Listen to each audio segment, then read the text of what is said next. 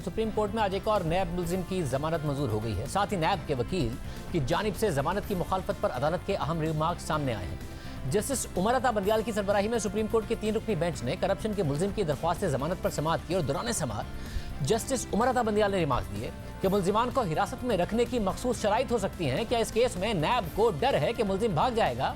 Justice Umar Ata Bandial ने नैब के वकील से पूछा कि कल जस्टिस मुशीर आलम की अदालत में एक मुलजिम को जमानत दी गई, कितने अरसे बाद उस जेंटलमैन को जमानत मिली? जिस पर नैब के वकील ने जवाब दिया कि मुलजिम अहद चीमा को 2 साल 9 महीने बाद कल सुप्रीम कोर्ट से जमानत मिली। नैब के वकील के जवाब पर जस्टिस उमर अता बंदियाल ने सवाल पूछा कि नैब को अहद चीमा को 3 साल जेल में रखने से क्या मिला? साथ ही रिमार्क दिए कि जमानत की मुखालफत सिर्फ उसी सूरत में हो सकती है जब मुलजिम से मुआशरे को नुकसान का अंदेशा हो। अगर नैब को मुलजिम से मुताल्लिक खदशात हैं तो अदालत इस पर हुक्म जारी कर सकती है। नैब मुकदमात में जमानतों की मुखालफत सिर्फ उसूल की बुनियाद पर ही करे।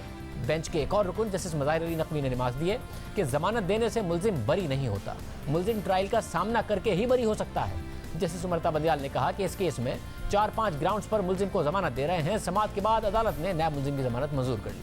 आज की अदालती कार्रवाई के दौरान नैब के मुलजिम अहद चीमा का जिक्र आया, जिन्हें गुज़िश्ता रोज आशियाना हाउसिंग केस में सुप्रीम कोर्ट के एक और बेंच ने जमानत दी थी। अहद चीमा तकरीबन 3 साल तक जेल में है और अब भी एहतसाब अदालत में ट्रायल का सामना कर रहे हैं। अहद चीमा को फरवरी 2018 में आशियाना हाउसिंग केस में गिरफ्तार किया गया, फिर उनके खिलाफ LDS सिटी करप्शन केस और मनी लॉन्ड्रिंग का केस भी बना दिया गया। अहद चीमा की गिरफ्तारी पर उस वक्त इमरान खान साहब ने क्या रद्द-ए-अमल दिया था, वो आपको दिखाते हैं।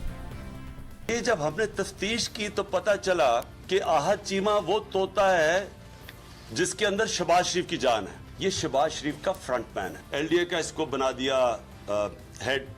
फिर ये इतना ज़हीन उन्होंने समझा कि LDA नहीं, सिर्फ शेखोपुरा भी, कसूर भी, ननकाना भी, वो भी बीच में ले लिया LDA के। LDA का मतलब लाहौर डेवलपमेंट अथॉरिटी, लेकिन बाकी भी शहर शामिल कर लिए इस जीनियस के नीचे। अरबों रुपए के प्रोजेक्ट्स हैंडल कर रहा था और फिर 14 अरब रुपए की ये जो आशियाना हाउसिंग स्कीम में इसके ऊपर नैब ने चार्ज भी लगा दिए। अहद चीमा के ऊपर ये हमारे पास सारी डॉक्यूमेंट्स हैं कि उसको कैसे कितने प्लॉट्स दिए, अरबों रुपए के उसको प्लॉट्स दिए। ये सारी डॉक्यूमेंट्स अभी आपको दे देंगे।